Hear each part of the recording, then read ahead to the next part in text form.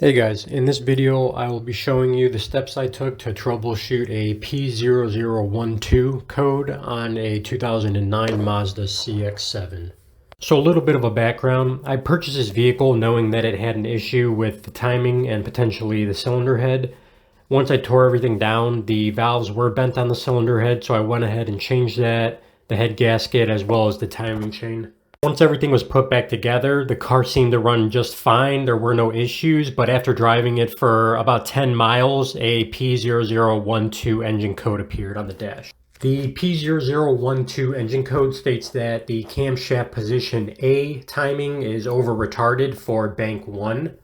This means that your car's computer has detected a discrepancy between the actual position of the intake camshaft and the desired position. Being that I just replaced the timing, I figured that something might have been off, so I tore everything down, retimed to make sure everything was lined up correctly, and then reassembled. Again, I took the car for another 10 plus mile trip, and the P0012 code reappeared.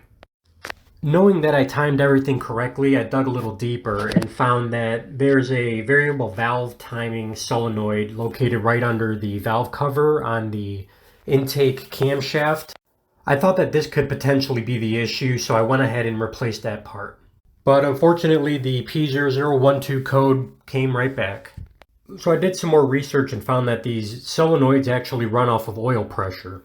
With the valve cover removed, I turned the car over and watched the solenoid to see what was happening, and you can see from this video clip that there's actually oil leaking out from the cap that the solenoid goes into.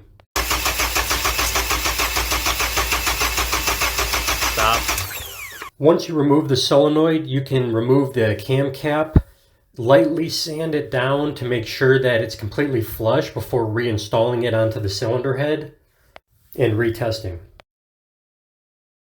Here you can see the results, that there's a lot less oil leaking out from the solenoid.